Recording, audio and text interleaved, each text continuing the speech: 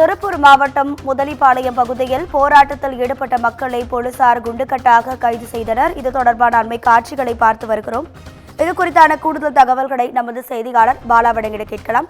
பாலா, வணக்கம். என்னென்ன கோரிக்கைகளை முன்வைத்து இந்த போராட்டம் நடத்தப்பட்டது? உங்க விரிவான தகவல்.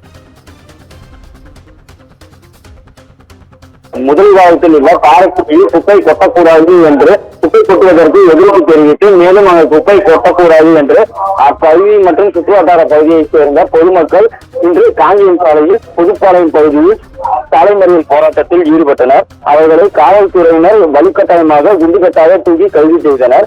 திருப்பூர் மாநகராட்சியில் சேகரிக்கப்படும் குப்பைகள் சுற்றுவட்டார பகுதியில் உள்ள பயன்பாடற்ற பாறைக்குழியில் கொட்டப்பட்டு வந்தது. பல்வேறு இடங்களில் தேர்வு செய்து குப்பைகள் கொட்டபோது அந்தந்த பகுதி பொதுமக்கள் தொடர்ந்து எதிர்ப்பு தெரிவித்து வந்தனர்.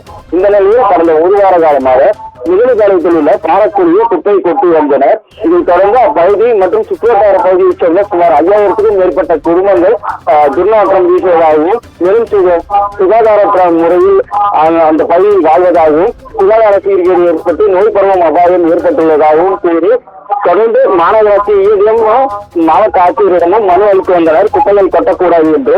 இருப்பினும் மாநகராட்சி அதிகாரிகள் தொடர்ந்து அதில் குப்பை கொட்டி வந்தனர்.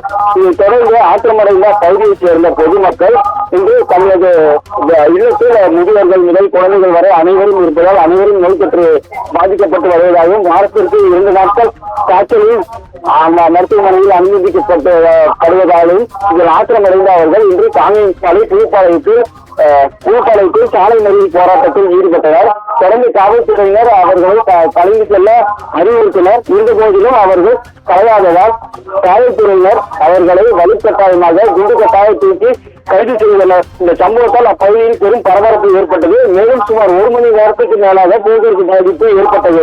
ராதிகா,